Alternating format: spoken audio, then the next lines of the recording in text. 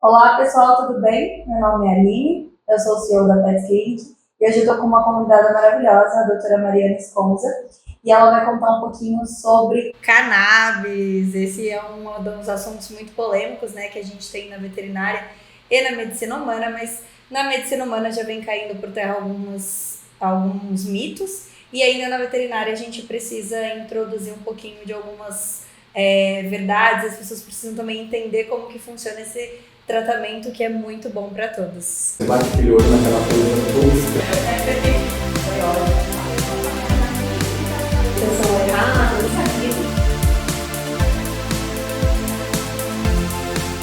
Bom, gente, olá. Primeiramente, boa tarde, eu sou a Mariana, sou médica veterinária, formada em 2012.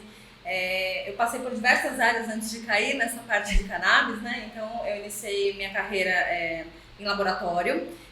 Trabalhei no Butantan com controle e garantia de qualidade de soros e vacinas, depois fui para a parte comercial e trabalhei na parte comercial tanto como promotora de vendas quanto como vendedora mesmo. E um pouquinho antes da pandemia eu comecei a me interessar sobre esse assunto, né, sobre a cannabis para pets. Fiz o primeiro curso e desde então eu venho atendendo Focada nessa especialidade e atendo várias patologias, né? Que a gente consegue controlar a dor, controlar qualquer... Você mudou bastante. Mudei bastante. Foi assim, da água pro vinho. Você tinha parado um pouco do atendimento, né? Sim. E aí, o que te levou a voltar para o atendimento clínico?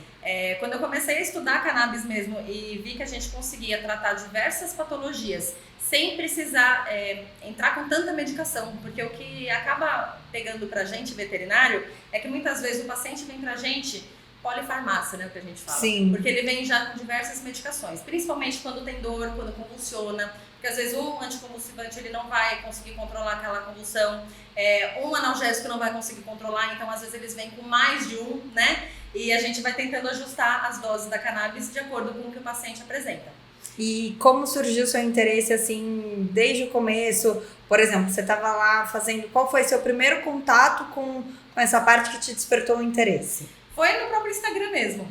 Na verdade, eu seguia no Instagram um dos clientes que eu atendia e eu vi que tinha um veterinário que atendia lá na clínica dele com cannabis. E eu comecei a seguir esse veterinário. E foi ele que foi o meu primeiro professor. Então, ele lançou o curso, né? O primeiro curso de cannabis que eu fiz foi com ele. Eu já fiz 2 cursos com ele. Hoje eu faço também pós-graduação.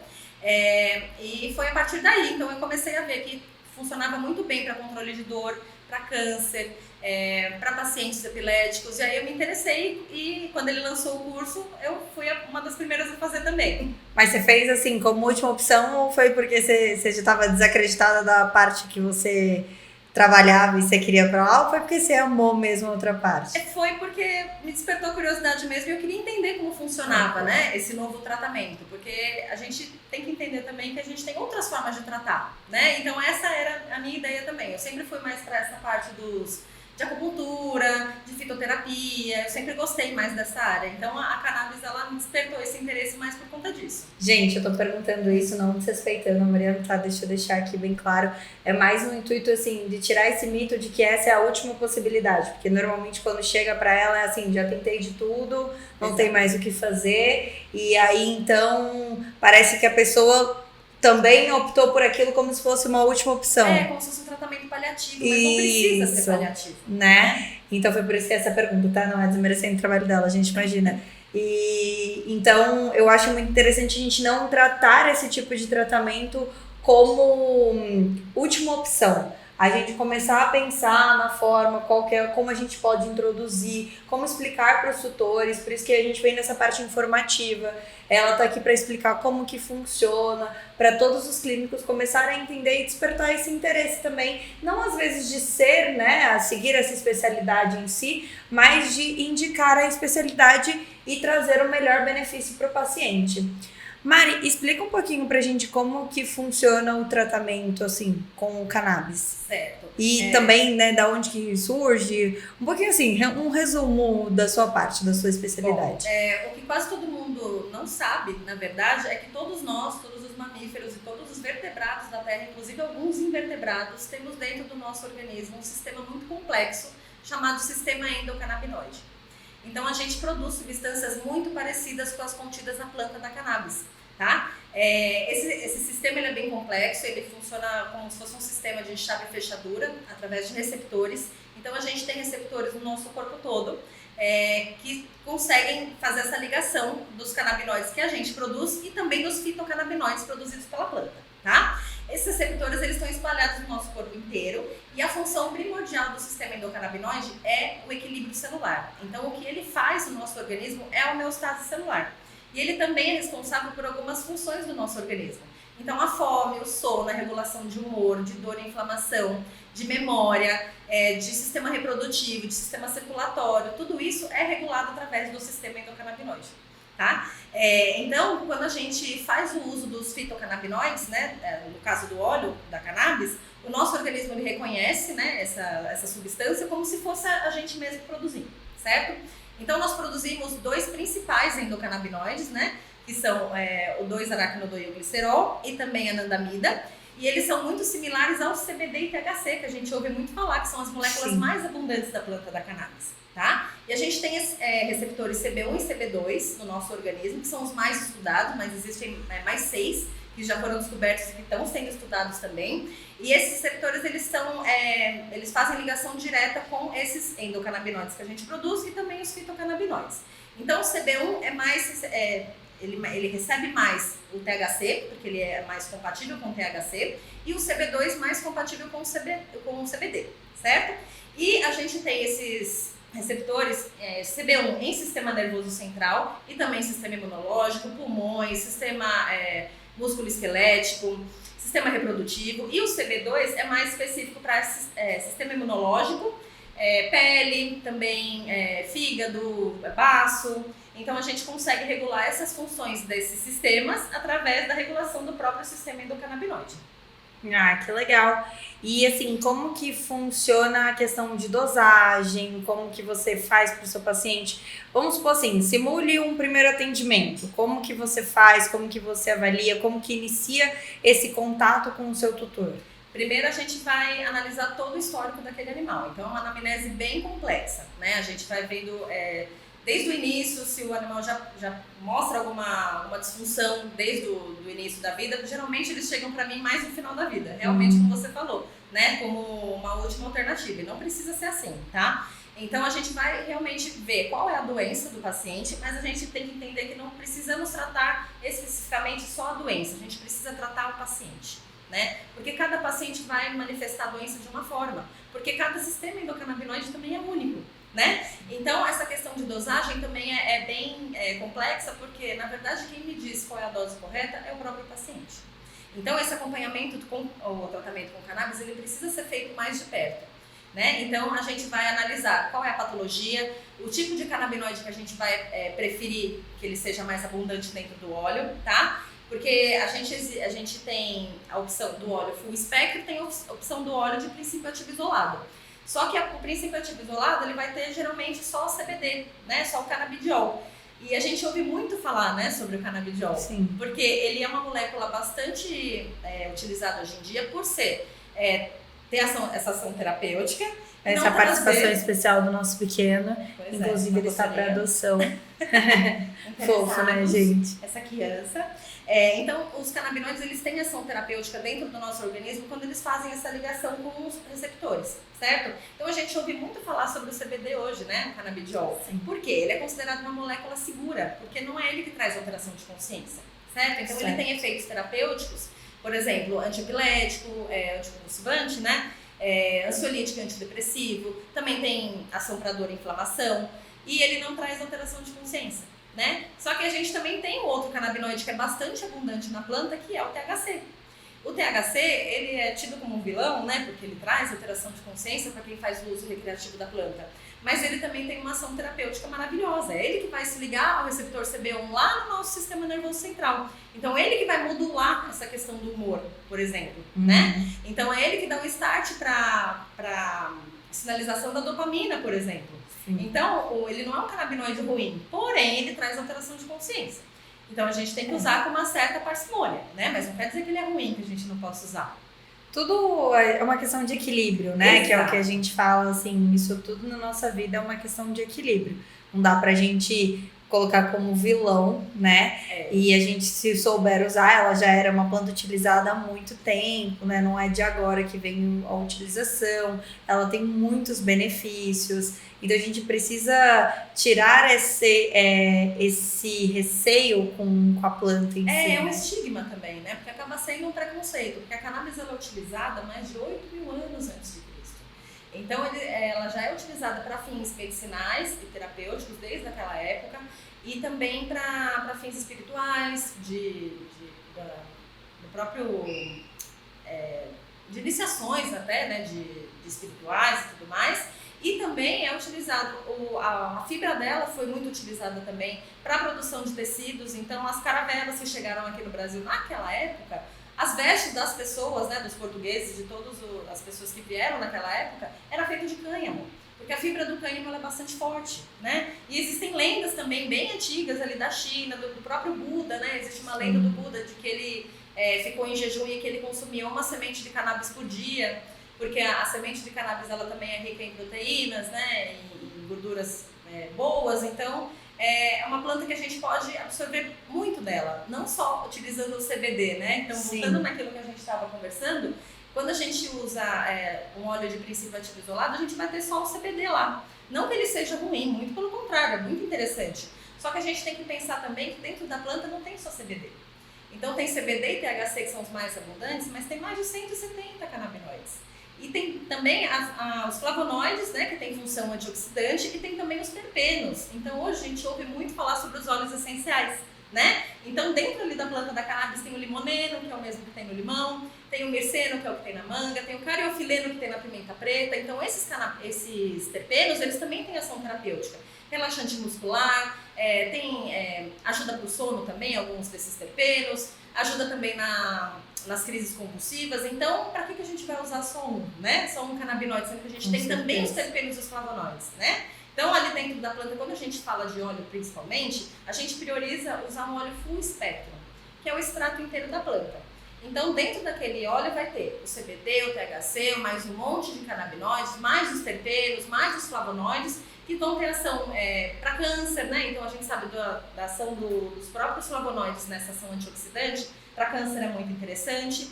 E juntos, esses compostos, eles formam o que a gente chama de efeito comitiva, ou efeito entorragem, né? Então o que é esse efeito comitiva?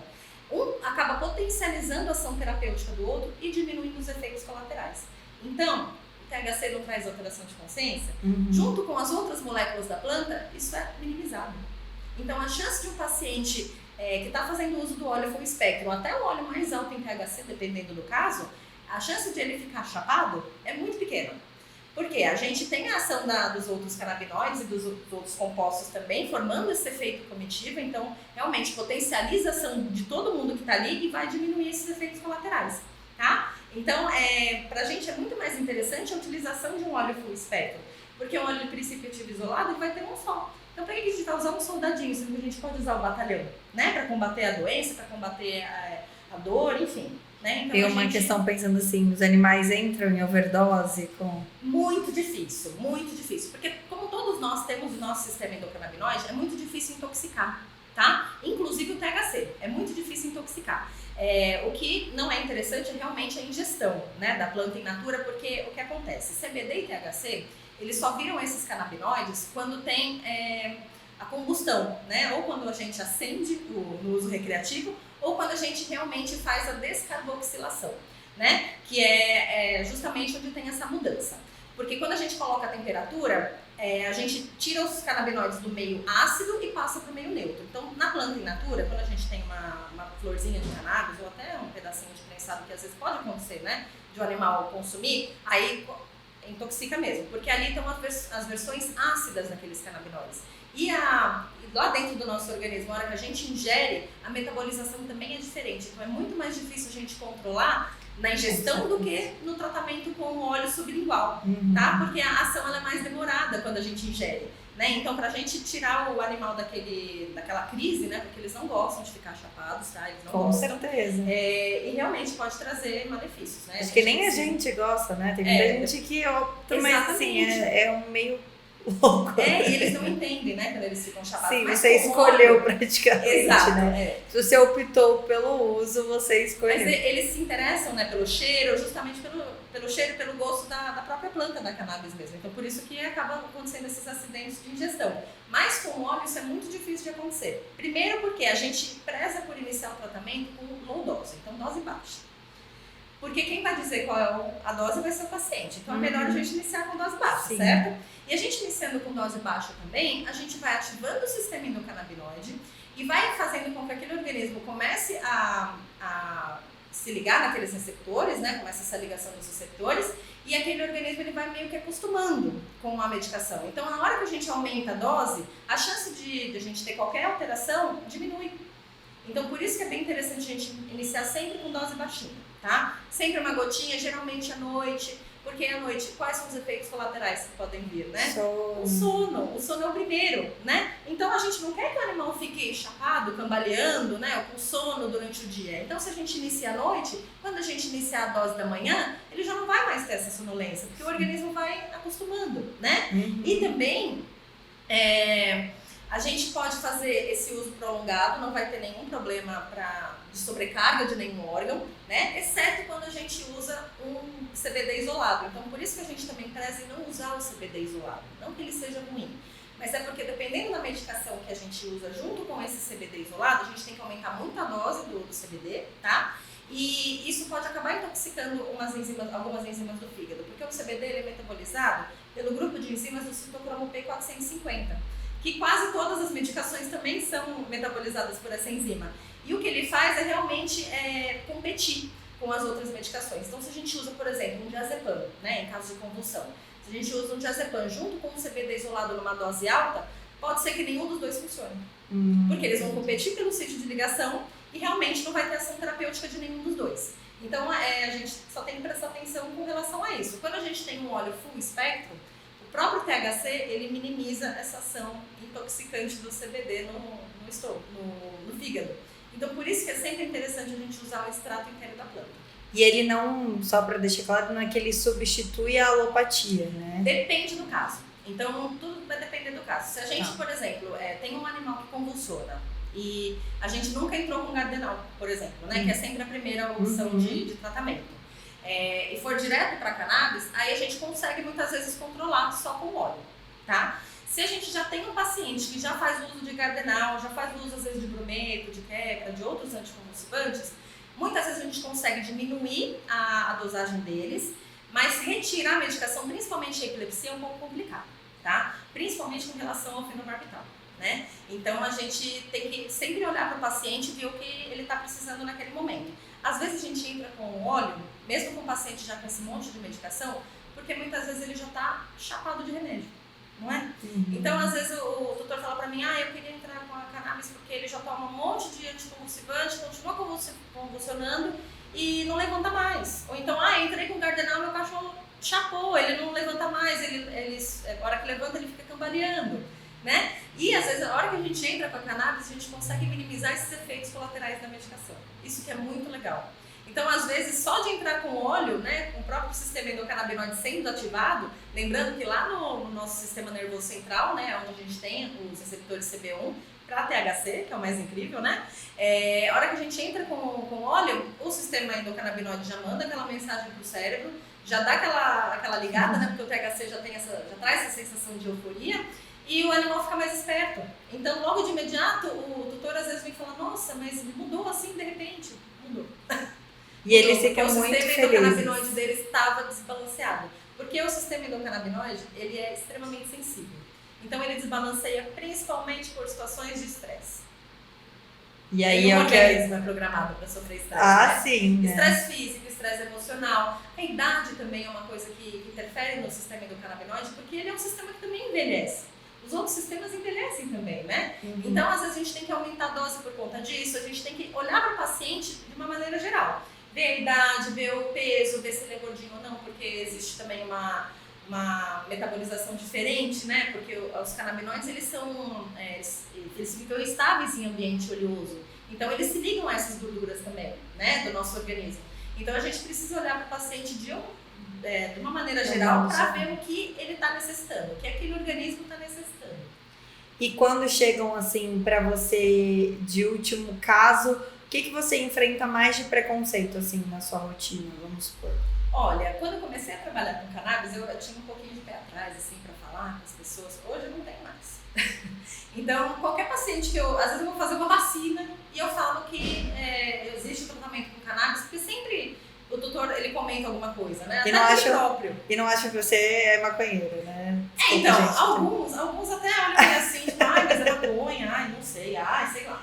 Gente, assim, eu não quero ofender ninguém, desculpa, eu tô só... Mas eu falo porque eu preciso falar que existe esse tratamento, né? Porque muita gente não sabe. Então, antes eu enfrentava um pouquinho mais de preconceito. Eu acho que agora, como tá caindo um pouco mais na mídia, a parte humana mesmo tá sofrendo uma regulamentação, né, do uso do óleo. Ai, que sono. Então, esse preconceito ele vem caindo por terra, tá? Então, ele vem caindo de uns tempos pra cá. Mas a cannabis, ela foi proibida justamente por questões raciais, né? E preconceito racial mesmo, principalmente nos Estados Unidos, porque na década de 1910, mais ou menos, foram os mexicanos que começaram a levar a maconha, né, de uso recreativo para os Estados Unidos. Então, os negros e os latinos começaram a fazer o uso recreativo. Então, isso foi ligado a fatores de violência, de ver a pessoa chapada. Então, porque se você vê o efeito dela para o que as pessoas falam que ela vai causar, né? Que a pessoa fica mais violenta, criminosa. Você fala assim, impossível. Porque a cannabis, o que ela vai fazer é dar aquela baixada na sua ansiedade, inclusive. O CBD faz isso, né? Ele tem efeito ansiolítico, então a gente pode usar para depressão, inclusive. Para animais ansiosos eu uso cannabis também, porque dá pra gente diminuir essa ansiedade. Então, realmente foi proibido por fins. Porque se a gente for pensar o que as pessoas falam, né, no sentido de se referindo à droga, se referindo a algo muito tenebroso, né, de uma pessoa ficar completamente alterada, sem saber o que ela tá fazendo. E a gente sabe que não é isso quando você vai estudar a fundo sobre todo o processo. A gente sabe que é completamente diferente, né? Totalmente uma falta de informação. E por essa falta de informação, que a gente cada vez precisa trazer mais à tona, a gente impede de fazer um tratamento tão benéfico tanto para os animais quanto para a gente, né? Era vendido nas farmácias na década de 20, aqui no Brasil. Era xarope, era tintura, né? De cannabis, era a base de álcool. Mas era utilizado para influenza, então já no rótulo já dizia que era para caso de gripe. Então, a gente sabe também que aqui no Brasil os médicos também indicavam a cannabis, até a maconha, para mães, por exemplo, que tinham os seus filhos com bronquite, de fazer a cabaninha, a mãe fumava a cannabis, soprava no rostinho da criança para desobstruir as vias aéreas, então isso era prescrito pelos médicos naquela época, né? E a gente sabe hoje que ninguém nunca morreu de overdose de maconha, não tem como. Para a gente ter uma overdose, a gente tem que consumir de uma vez mais de 11 quilos. Isso é humanamente impossível, a gente dorme antes. Sim, impossível, né? Então não tem como. E o potencial de vício também é mais baixo do que o café. Então a gente tem esse preconceito enraizado mesmo, porque lá atrás, né, quem fazia o uso recreativo eram os negros e os latinos. Então isso começou a incomodar os brancos.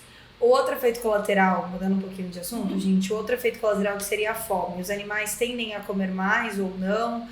Como que é regulado isso? Na verdade, é um efeito colateral, mas não é. Porque o próprio sistema endocannabinoide ele é responsável pela regulação da fome.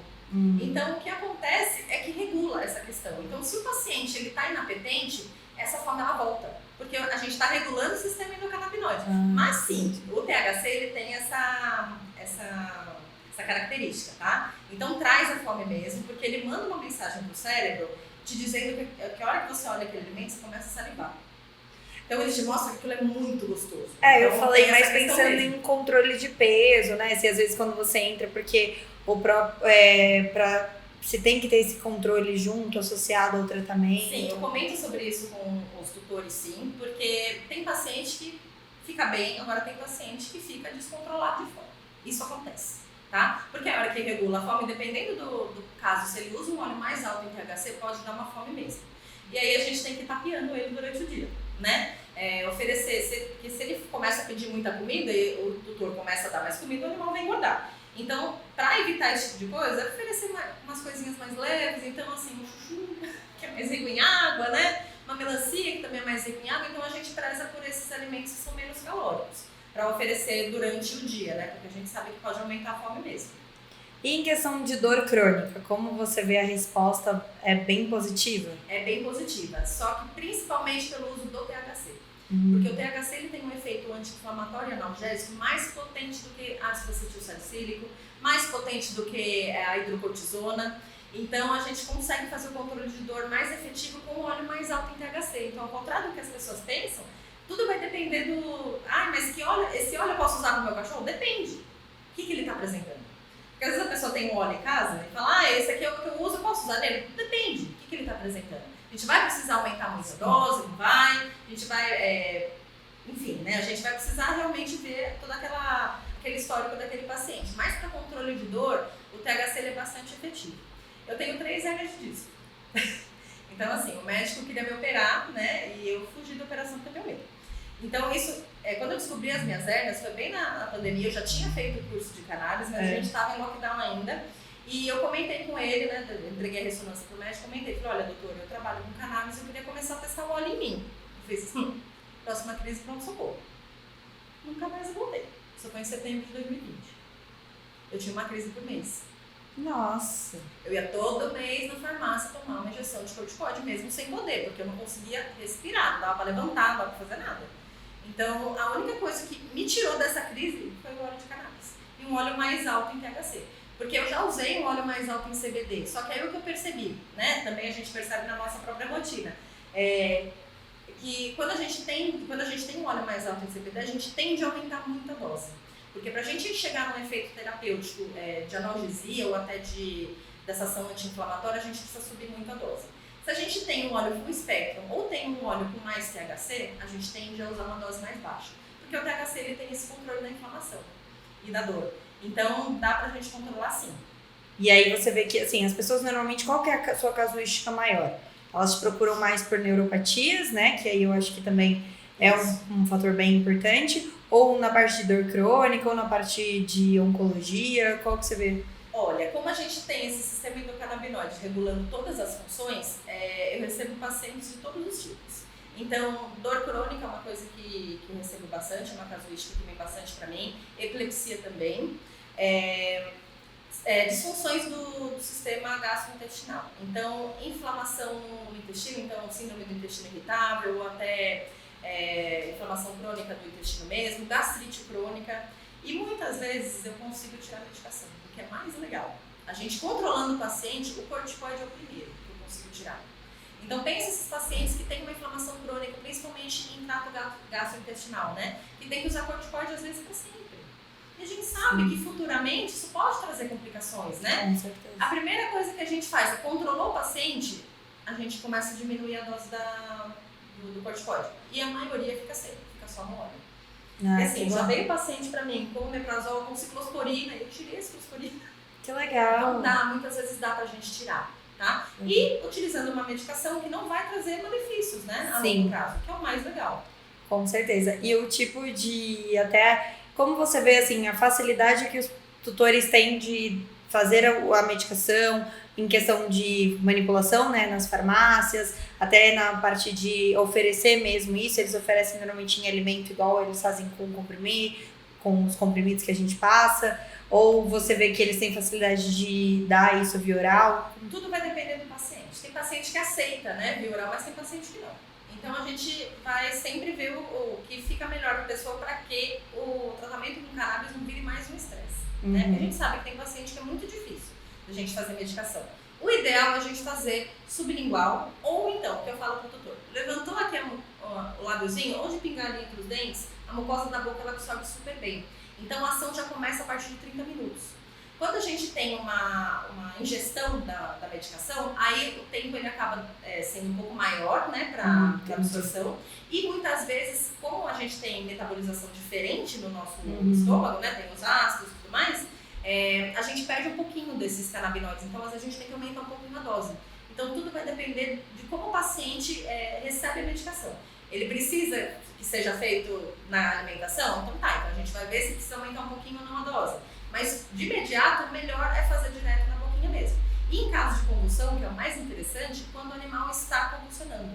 A gente fazer o óleo naquele momento. Porque assim, não é porque a gente está fazendo uso de um anticonvulsivante ou até do óleo de cannabis que o animal não vai convulsionar, né? A gente sabe que a epilepsia muitas vezes é difícil de controlar, Sim. né? E quanto mais um paciente convulsiona, mais perda neuronal a gente tem. E ao contrário do que todo mundo pensa, a cannabis não mata neurônio, ela regenera neurônio. Então ela tem essa ação neuroregenerativa mesmo. E quando a gente interrompe a crise, dando o óleo na boca do paciente, a gente interrompe também essa perda neuronal. E é incrível, porque o paciente está convulsionando, a gente faz o óleo na boca, ele começa a voltar na hora. É isso que é o mais legal. Porque aí o tutor ele também fica mais tranquilo de saber que o animal não está ali convulsionando sempre, né? Não tem que sair correndo, não tem que sair correndo. Desespero. Exato. Então a gente consegue muitas vezes controlar com o próprio óleo mesmo. Ai, que legal, que bom, assim, eu achei super incrível. Eu adoro essas coisas, assim, que de certa forma são alternativas, pra gente ter como um apoio dos nossos tratamentos também. E quanto menos efeito colateral a gente puder causar, né, principalmente a longo prazo, que a gente sabe que a alopatia, ela tem muito essa questão do efeito colateral, né, que normalmente quando você usa uma medicação, você sabe que vai ter um efeito colateral, você já vai ter que depois lidar com ele lá na frente. Então, eu acho cada vez esses tratamentos e mais os estudos vêm se aprimorando em relação a isso. Eu acho incrível para o organismo mesmo, né, dos animais e também para o nosso. Acho que isso é muito interessante. Em questão, assim, como que você vê a evolução da legalização aqui do uso, como que você, toda essa questão do Brasil, assim, nessa parte legislativa mesmo? Bom, hoje a gente não tem, né, uma legislação específica para tratamento com cannabis, a gente tem mais na parte humana, então tem a Anvisa, ela dá licença, né, para você fazer o uso, então o médico humano ele sempre vai prescrever e vai pedir autorização da Anvisa ou para importação ou para compra do óleo aqui no Brasil, tá? Nós na veterinária não precisamos disso, porque quem nos fiscaliza é o MAPA, né? E, sinceramente, tá uma briga entre MAPA e Anvisa porque eles não sabem exatamente o que fazer. A Anvisa diz que a gente não é da competência deles e o MAPA diz que também não sabe o que fazer com a gente. Enquanto isso, eu continuo prescrevendo, porque no nosso código de ética diz que o médico veterinário pode prescrever a medicação que ele achar conveniente para o tratamento daquele paciente. Então é nisso que eu me baseio, tá? Então a gente não tem uma legislação para veterinária e a gente também não precisa dessa autorização da Anvisa, tá? Então hoje o que a gente pode fazer aqui no Brasil? Mediante a receita médica, a gente consegue fazer a compra da medicação.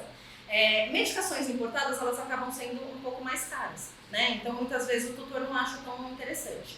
Eu gosto muito de prescrever para associações que fazem o óleo aqui no Brasil. Então, hoje a gente tem muitas associações, né? Cada vez está pipocando mais e eles vão tendo a licença da Anvisa para poder funcionar. E eles fazem esse óleo full spectrum, que eu comentei com você, né? Que é o extrato inteiro da planta, que é o mais benéfico para a gente. Então, vão ter óleos mais ricos em CBD, equilibrados em CBD e THC e mais ricos em THC. Então, a gente vai sempre olhar para o paciente e ver qual o óleo que ele precisa, tá? Mediante o que ele está apresentando. E essa compra é feita através de receita médica mesmo, e algumas associações elas pedem para o tutor se associar. Porque a maneira que eles têm de arrecadar fundos, né, para continuar fazendo o trabalho. Porque as associações, elas fazem um trabalho muito importante aqui no Brasil, não só da produção do óleo, mas de direcionar muitas vezes o paciente para algum médico. Sim. Também eles fazem grupos de estudo, eles estudam a planta, eles fazem estudos com as doenças, né, que a gente pode tratar com cannabis. Então algumas associações também pedem um laudo médico. Então a gente veterinário faz um laudo explicando o motivo do tratamento, de entrar com tratamento com cannabis, porque isso mais pra frente vai ser muito importante pra gente ver para quais doenças a gente vai poder utilizar cannabis, né? Então para câncer, para epilepsia, para ansiedade, para até depressão, né? A gente sabe que tem pacientes assim também, para disfunções do sistema gastrointestinal, para quando a gente faz uma cirurgia e a gente precisa colocar um pino e precisa que aquele pino seja bem absorvido, o CBD ele tem essa função. Então, ele fixa, né, o pino ali no próprio osso, ele ajuda também na produção dos osteoblastos. Então, a gente consegue arrumar muitas coisas com a cannabis, né? Então, por isso que é interessante, muitas vezes, a associação pedir o laudo médico. Então, hoje em dia, não é difícil a compra, precisa mesmo da receita médica. Dependendo da associação, eles fazem óleo de 10, de 20 ou de 30 ml. Em média, 30 ml é um óleo que vai durar em média 3 meses para o paciente. Então ele acaba não sendo um tratamento tão caro, né? Só que sempre lembrando, o acompanhamento ele precisa ser contínuo, tá? Então, o paciente ele vai iniciar o tratamento sempre com dose baixinha e o tutor ele vai estar sempre em contato comigo. Eu peço para o tutor me falar, olha, o que aconteceu? Você deu a primeira gotinha, como é que ele ficou? Ficou bem, ficou mal? Ficou sonolento, não ficou? Ficou com alteração de consciência, não ficou? É muito difícil alterar a consciência. Quando que isso pode acontecer? Quando a gente inicia com uma dose muito alta. Mas a gente também tem sempre que lembrar que esses efeitos são transitórios. Então Sim. vai durar de meia hora, 2 horas, geralmente. Às vezes pode ser que dure até 8 horas, que o pico de ação da cannabis é de 8 a 12 horas. Então vai depender do paciente, da sensibilidade de cada um, né? Mas a gente consegue fazer um tratamento efetivo com os óleos aqui do Brasil. E eles acabam não saindo tão caros quanto os óleos importados. E para ele ter acesso ao pessoal da associação, é fácil? Geralmente eu indico. Então, o que eu faço, geralmente 3 receitas, indico para 3 associações, 3, 4, e o tutor vai ver qual é a melhor opção para ele. Aí você já faz esse contato. Isso, já manda o contato bonitinho, a prescrição de acordo com cada associação, porque cada associação faz um tipo de óleo, alguns fazem por miligramagem, outros fazem por porcentagem, então eu faço certinho de acordo com o que a associação pede e o tutor vai ver qual é a melhor opção para ele. E aí, por exemplo, nesses casos em que você vê que uma gota foi uma dose para aquele paciente alto, vocês passam ou você pede? O que a gente pode fazer muitas vezes. Ou a gente pede para o tutor dar uma diluída, então coloca uma gotinha e coloca mais uma gotinha de azeite. Azeite é um dos melhores condutores, tá? Do óleo, porque é um meio oleoso bastante eficiente. E também tem a ação dos ômegas, né? Então é bem interessante o azeite. Então é isso. Geralmente eu peço para o tutor, se realmente for uma dose mais alta de primeira, faz uma gotinha e pinga uma gotinha de azeite junto, e aí você faz uma gotinha mais diluída. Então dá pra gente fazer essa diluição também, tá? E vômito, diarreia, é muito difícil. E vômito, diarreia, assim, essas coisas você não vê com frequência? Ou... Vai depender do paciente. Se o paciente tiver uma predisposição já a vomitar, porque tem paciente que é mais sensível. Eu peço pra fazer sempre, de qualquer forma, mais ou menos de meia hora a 1 hora pós alimentação. Porque aí já vai ter alguma coisinha no estômago e dificilmente ele vai vomitar, mas pode acontecer. Diarreia, diarreia também é um pouco mais difícil. Pode acontecer mais quando a gente utiliza uma dose muito alta. Mais por conta do próprio veículo oleoso mesmo, tá? Mas é mais difícil de ter alteração gastrointestinal. O que a gente vê mais é realmente alteração de fome, de sono, né? Então, de imediato é um soninho que dá, a gente percebe que dá a gotinha, principalmente a primeira gota, meia hora depois o paciente foi dormir. Nossa, que soninho gostoso, né? Fala, eu tomo esse óleo e me dá um sono. Dá mesmo, porque relaxa. E que soninho gostoso, né? Exato, então para insônia também é utilizado, né? Então dá pra gente arrumar várias disfunções do nosso organismo e do organismo deles também dessa forma, só regulando o sistema endocannabinoide. E os gatos, uma curiosidade dos gatos, é que eles metabolizam melhor o THC do que o CBD. Então, para gatos, a gente prioriza fazer um óleo mais alto em THC, tá? Por conta então o tratamento até entre espécies é diferente. Os cachorros já têm uma sensibilidade um pouquinho maior, né, com relação ao THC. Então, eles têm mais receptores para CBD. Os gatos, eles têm essa questão também da inflamação. O gato, quando estressa, ele inflama. E quando ele inflama, ele reproduz a doença, né? Então, com essa ação anti-inflamatória do próprio THC, a gente consegue minimizar. Você gostou, né? Consegue minimizar a inflamação crônica dos gatos. E automaticamente já corrigir algumas disfunções naquele organismo. Sim, com certeza, que eles são animais que estressam com muita facilidade por nada, né? Por nada. Se eu levar um gatinho desse pra casa, meus gatos vão estressar. Né? Então a gente sabe que é isso mesmo. Mudei esse papel pra cá, ele já estressou e já virou... Não gostou, ele já inflamou. É bem isso mesmo. Tá gostoso. E você também trabalha com outras espécies ou só com cão e gato? Só com cão e gato. Mas a gente sabe que a gente pode utilizar para várias espécies mesmo. Que eu sou mais para cão e gato.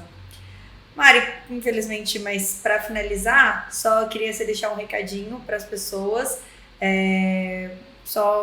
realmente um resumo mesmo, falando que você liste as principais vantagens que você vê do tratamento mesmo e do que você indica para as pessoas, para elas estudarem, para elas irem atrás um pouco das informações. Bom, acho que primeiro de tudo a gente precisava focar um pouco mais na questão do sistema endocannabinoide, né? Porque até os médicos humanos não têm conhecimento sobre isso. Então, mesmo que, por exemplo, a cannabis tenha sido regulamentada para ter a distribuição no SUS, esses médicos precisam ter o conhecimento para poder prescrever, né? Então, eu acho que a gente precisa mesmo estudar mais o sistema endocannabinoide, entender que ele existe, entender que ele é um sistema regulatório que busca a homeostase celular, né? Busca o equilíbrio, e que a gente tem esses outros meios de tratar diversas doenças. Então, epilepsia, dor crônica, disfunções do aparelho reprodutivo, disfunções do aparelho circulatório, porque a própria cannabis também ajuda a diminuir pressão, então a gente consegue diminuir outras medicações. Sim, né? Então, assim, para dor crônica e epilepsia eu acho bem interessante. E para as outras disfunções, principalmente disfunções do trato gastrointestinal e essas inflamações crônicas. Mas a gente pode usar para tudo, então até para dente, para bruxismo, para regenerar osso também, que o CBD ajuda nessa questão. Então a gente pode usar para diversas doenças. E a gente tem que pensar também que a cannabis não precisa ser uma última opção, né?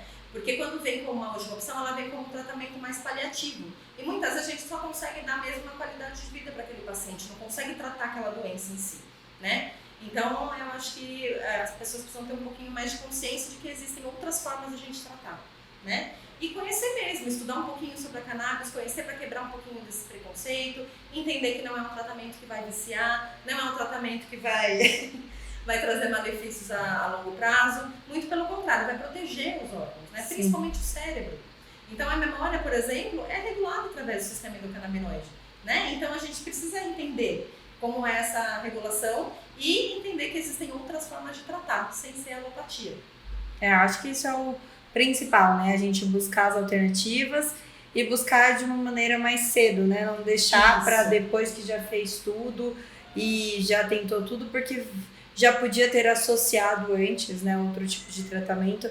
Acho que é muito importante, principalmente os clínicos, buscarem essas informações. Eu trago muito essa parte de especialidades para os próprios clínicos desenvolverem esse raciocínio mesmo de quando procurar vocês, de olha, realmente você pode procurar antes, não precisa ser só, né, quando já não tem mais o que fazer, indica para as pessoas, assim como na sua rotina você não vem enfrentando tanto mais preconceito. Acho que é uma coisa que também, se a gente começar a falar mais e explicar mais cientificamente, entender mais como que é o tratamento e saber explicar também isso para os tutores, eu acho que isso faz com que as pessoas também vão aderir a muito mais o tratamento antes, né? Sim, mas da mesma forma que eu estou explicando sobre sistema endocannabinoide para você, eu falo para o tutor. Então, assim, eu também dou uma aula para ele, porque ele precisa entender, porque não adianta ele entrar com tratamento com cannabis se ele não entende o que está acontecendo, né? Então, eu acho que é a minha função explicar para o tutor certinho toda essa questão do sistema endocannabinoide, como que vai agir no organismo daquele paciente. E uma outra doença também que é bastante... acaba tendo bastante na nossa rotina clínica é o próprio câncer, né? E o câncer a gente sabe que é uma disfunção do nosso sistema imunológico. Então, uma célulazinha que o nosso sistema imunológico deixou passar, aquela célula defeituosa, né? E a cannabis, ela tem esse poder, principalmente o THC, de fazer a angiogênese. Então, além de fazer isso, ele também inibe a nutrição dessa célula cancerígena. Então, é isso que o THC faz. E combinado com a quimioterapia, tem muitos trabalhos hoje em dia que indicam que a gente consegue matar a célula cancerígena muito mais rápido quando a gente tem ação dos canabinoides junto com a quimioterapia. E além de tudo, a gente consegue diminuir os efeitos colaterais da própria quimio, né? Então o paciente vomita, a gente consegue cuidar daquele estômago com a própria cannabis.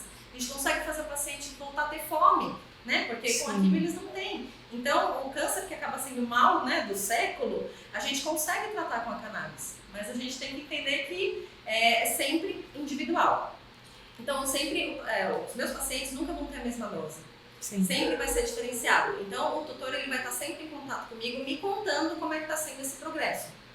Eu acho que é o mais importante a gente passar essas informações para o tutor, sem medo também, né? E eu acho que e aí então o tutor toma a sua decisão, né? Ver se ele é adepto ao tratamento, conhecer. Mas às vezes se ele não tem nem o conhecimento, ele não tem nem o poder de escolha. Você acabou tirando o poder. Exato. Que a Por gente isso que é tem. a minha obrigação falar para o tutor que existe o tratamento com cannabis. Se ele quer fazer ou não, é critério dele.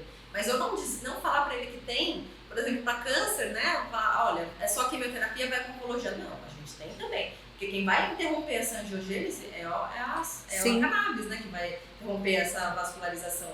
E Então, como você falou, cada vez a gente vai descobrindo mais ações, né, das plantas e do como que elas vão agindo, de qual você vai usar ali, né, naquele momento, principalmente a cannabis hoje que é o foco e ela tem muitos recursos e você tem muita utilização, ela ajuda muito, potencializa muito em alguns tratamentos.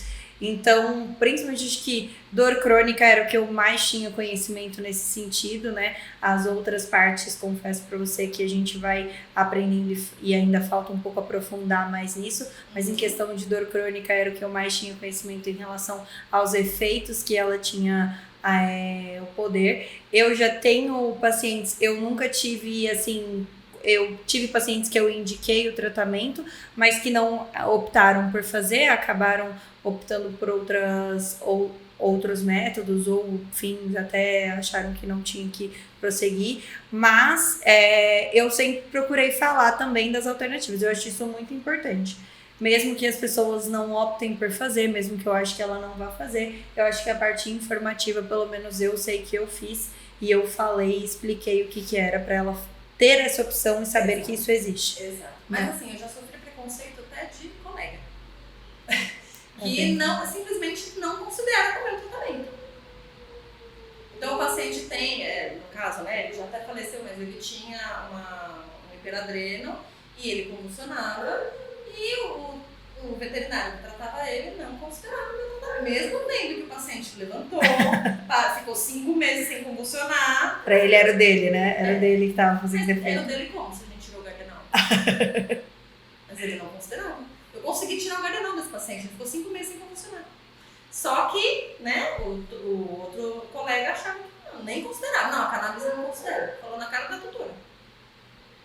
E aí era a opção dela. Então ela falou, não, pra mim eu considero e pra mim fez diferença. E é isso, né? Então, eu acho que o preconceito ele existe porque existe a falta de conhecimento, né? E também acho que a gente tem que, assim, pode ser que você não queira pra você, mas pode ser que a outra pessoa queira, né? Então, assim, não dá pra ser regra. Você tem a opção de não querer pra você, tá tudo certo, também ninguém tá aqui pra te obrigar a fazer nada, mas também não faça isso ser uma verdade pro outro, né? Então, dê a oportunidade do outro também escolher, assim como você escolheu.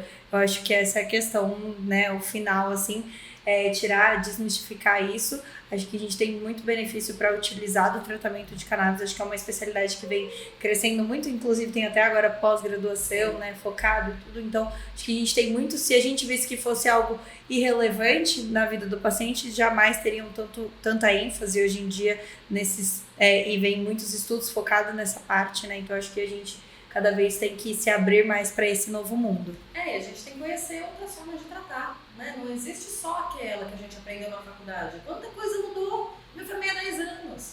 Quanta coisa mudou de 10 anos pra cá, gente? Sim. Quantas medicações nem são mais utilizadas? Com certeza. Então, as coisas, principalmente a medicina, ela vem se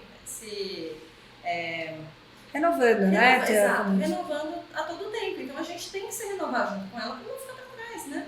Sim. Mari, muito obrigada, foi um prazer, eu achei incrível a nossa conversa. Infelizmente a gente tem que encerrar por aqui.